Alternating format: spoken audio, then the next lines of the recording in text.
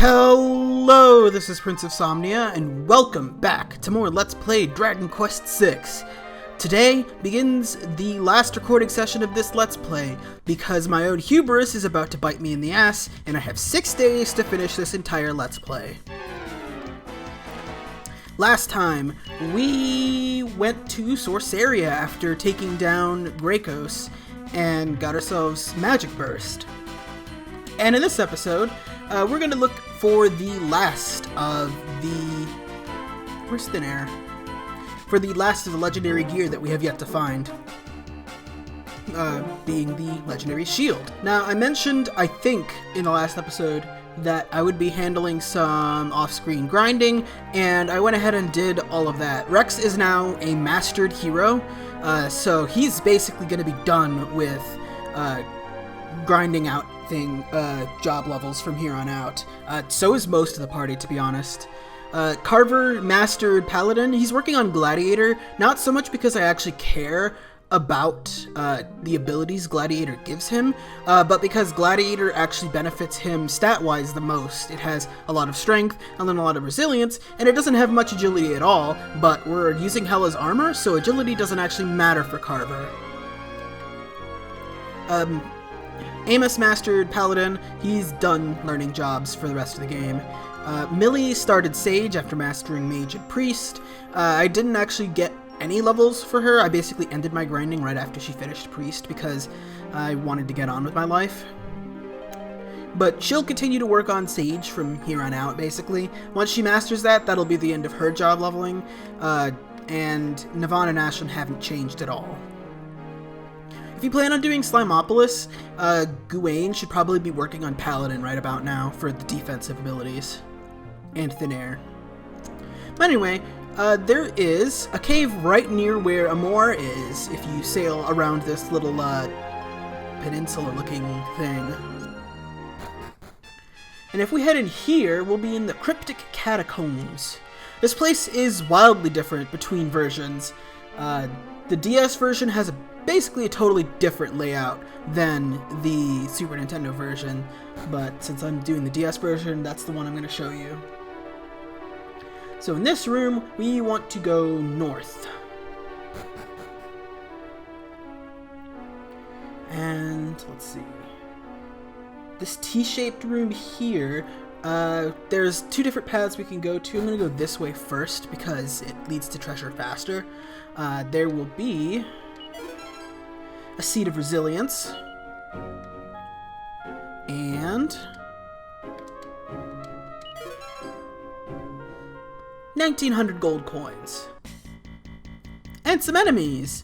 Let's see, Cutterflies. I don't think they're really powerful at all, or anything to worry about, so you could wipe them out in very short order. They've got Kasap, which is maybe not quite so bad, because they don't actually have very powerful attacks, but oh well.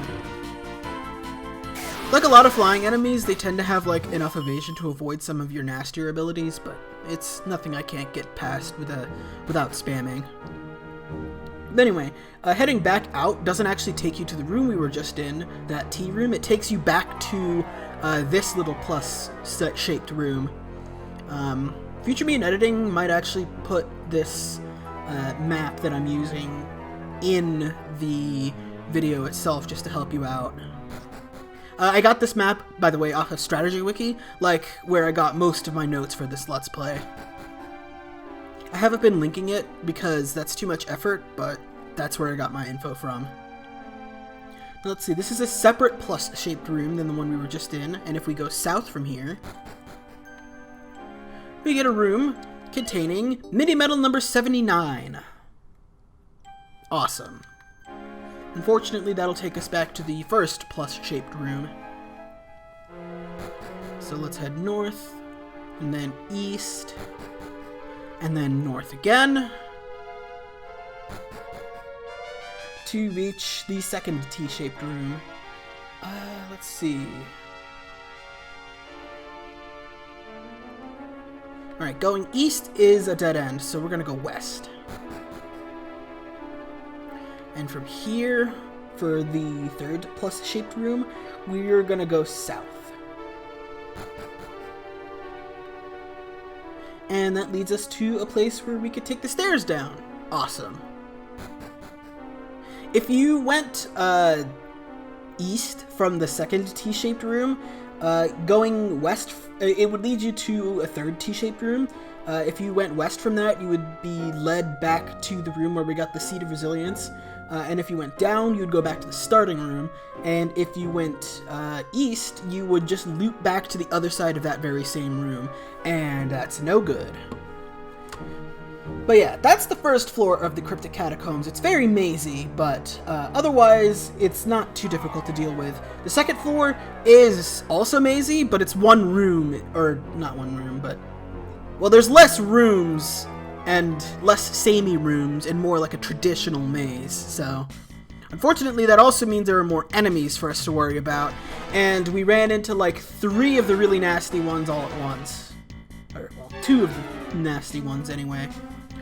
Let's see, battering rams, let's see. I don't have any notes, so they must not be that remarkable. Trolls we've seen before. They have a pretty decent chance of hitting you with a desperate attack, which is like a critical, but not quite a critical. And they can also use Forbearance and the buff spell, which, or wait, no, sorry. Edit that out.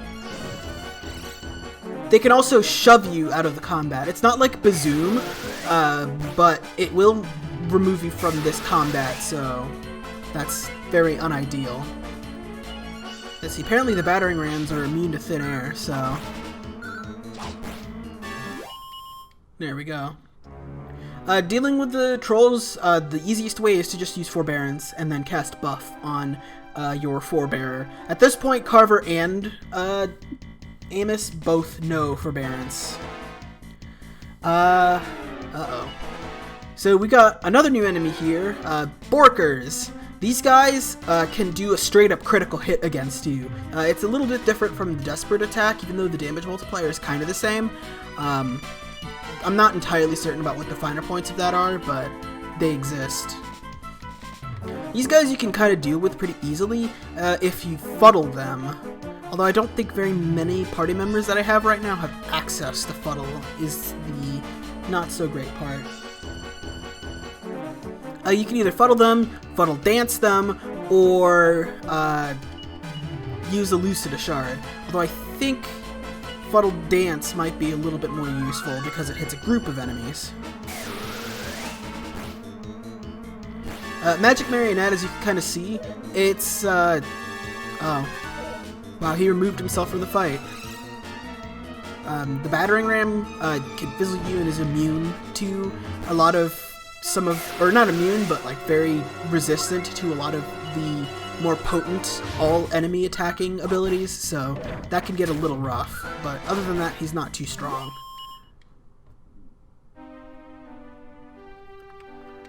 Let's see, in this chest is a suit of spiked armor. Let's take a look at that. If I recall correctly, it's not very powerful compared to like Hela's armor or something like that, but if an enemy attacks you while wearing the while you're wearing the spiked armor, you deal some damage to them for, you know, having them come into contact with you. It's not strong, so I'm gonna kind of ignore it, but it's nice, it's there. Seed of Resilience, I'm gonna give that to Carver. Nice. And I'm gonna give the Seed of Strength to Rex. Nuts. Alright. Other than that, that area is a dead end, so let's go this way.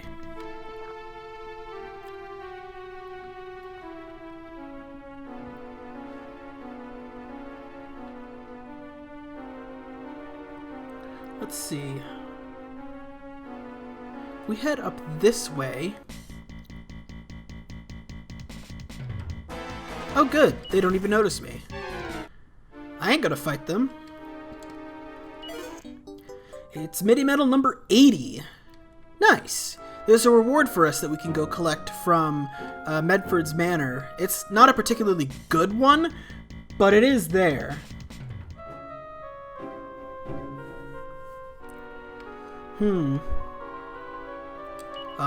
South of the Golden Dragon, circle the wall, then examine the grass to open the path. Oh! You know, I was about to say I have legitimately no idea how you're supposed to know what to do here. Apparently the answer is Party Talk Millie for dialogue that you got a long time ago in the game that I just literally cannot remember. So, you know what? That's good game design. Calling it right there. Anyway, this floor kind of repeats itself a little bit. A lot of it.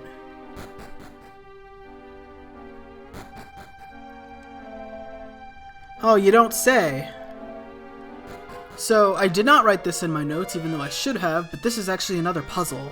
I just don't think the game really reminded us of what the puzzle here is, but we need to take these stairs down once, twice, 3 times, and then the stairs up once, twice, and that should open up the way forward.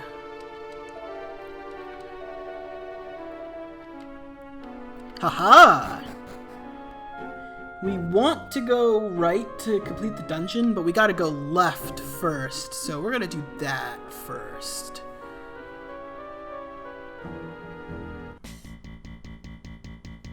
Uh-oh. Uh-oh. That's, very bad. So we've got the Griffons. They're back! Like I said before, in, Greycoast's Keep, they can remove you from the party by casting the Bazoom spell. So you want to get rid of that by casting Fizzle on them. It has a decent chance of working out for you. The Freezing Fogs can use Chilly Breath for around 55 damage per for all party members, basically. Snooze or Cuss Snooze should help you deal with them. Let's just Cuss Snooze them. We got most of them. That's as good as I'm able to wish for. Now remember, we also have like breath protection equipment, so it's not quite as deadly, but like 3 of them ganging up on you like that, that'll end you. That'll end you real quick.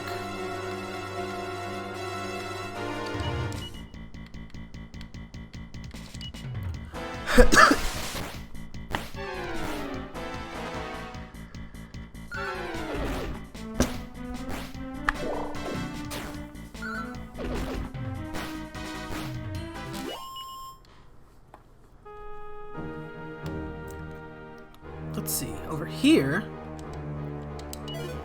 is mini medal number 81, and the last treasure we really need to gather in this area. Alright.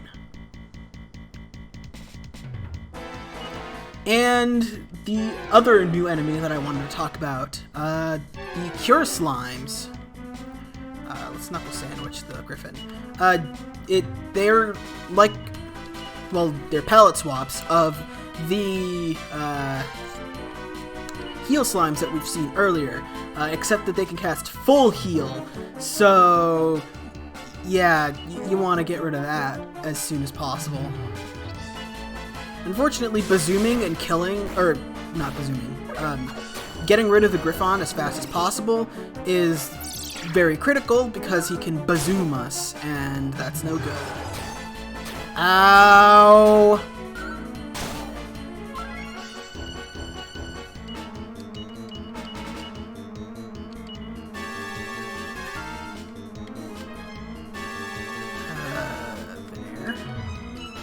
We're gonna need to hustle after that one.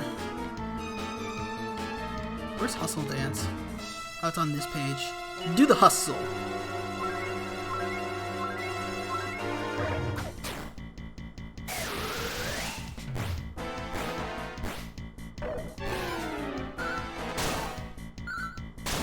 Man, I'm having so much bad luck with this. Just kill him. Alright, now we need to just loop around and go the other way to get our prize. We're almost done with this dungeon. We're almost dungeon. You know, I could be... I could just show off some of the cool stuff we've got out of Hero. Now that we're getting close to the end of the dungeon, and also Rex never uses his MP, so like reckless spending of said MP would be useful. I forget exactly what he got, but he's got stuff like Giga Slash for big attack against a group of enemies, Kazap and Kazapple, which are improved versions of Zap, Kaklang, which we've talked about before, Meditation, which I'm not 100% sure what that does, but I think it restores MP. And most importantly, well, not most importantly, but we also got Lightning Storm, which is another all enemies attack. But most importantly, we got Disruptive Wave, which strips all buffs off of, all buffs and magical effects off of all enemies, essentially. It's a really nice equalizer. Because Apple's single target? Yikes. Oh, I guess it only costs 10 MP. Draws on the... Oh, right! It's like, it costs 10 MP, but I think it draws 10 MP from everybody. If I recall correctly. Let's obliterate the Corpse Corporal just to show that off. Wow! Now that's a lot of damage! But it took everyone's turn and everyone's MP to cast that. So, I can't exactly call that worthwhile. Let's show off Lightning Storm.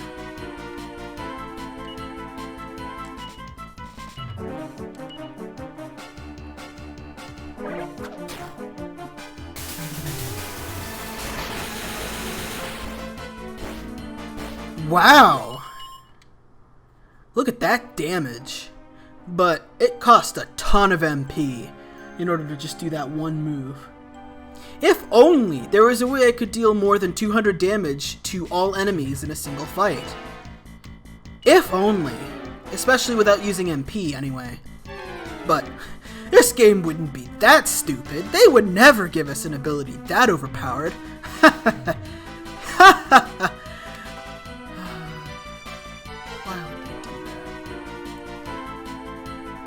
I'm tempted to just obliterate the Griffon in revenge. I'm gonna obliterate the Griffon on revenge. God! Oh yeah, 630 some damage? That's definitely massive overkill. I just did that for the memes. Got another new enemy here, the Tyrantosaurus. These guys can get desperate attacks, and they can crit you, and they can use Fire Breath on you. It's nasty is what it is. Besides straight up DPSing him, you can Burning Breath, Sultry Dance, or Fuddle the Tyrantosaurus to crowd control him. I don't think it's worthwhile when it's just him left, especially after we obliterated the Griffon, but that's that. The other enemy to watch out for here is the Haunted Mirrors. They can cast Morph. But anyway, in this chest we got the Shield of Valora. Let's slap that on. Let's see, can also be used as a tool during battle. Well, I mean, so can I, but you don't see me flouting it. Let's see. Can we take a peep at this?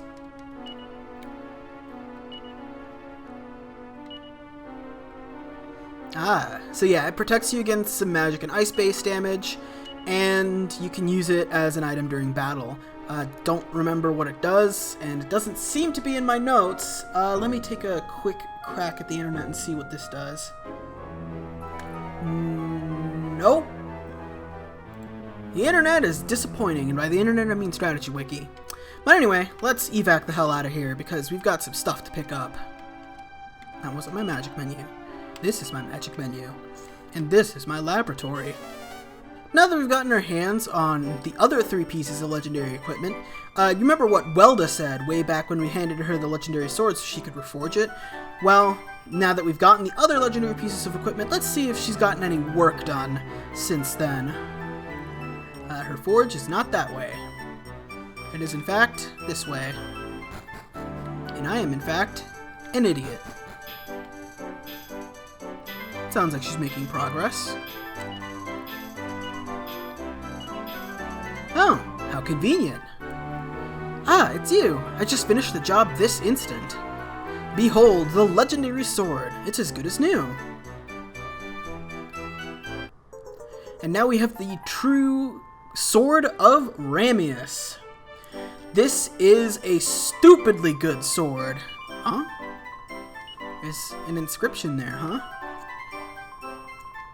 Well, we'll determine what that inscription means later, but most importantly, the Sword of Ramius. Let's see, let's transfer the Chimera Wing away. And there we go. It's a massive attack buff for Rex, who's been using a weapon we've had since, like, Clearveil, way back when. But not only that, you can use it as an... not only that, it also has a damage rider that does, I think, boom elemental damage, if I recall correctly. And even more impressive than that, you can use it as an item in battle to cast Oomph for free. That doubles your attack power. It is obscenely good. So now, Rex has all the pieces of legendary equipment equipped on him. Hooray! I believe that if you're doing more of the fashion show, that having the full set of legendary equipment actually gives you a massive bonus. But even more than that, there's one more thing we can do with the legendary equipment. If we take the armor to the Fashion Forge, we can forge everything except for the Shield of Valora to greatly improve some of its, or not some, but all of their styles. So that can also help you out if you're trying to win the Sage's Stone off of the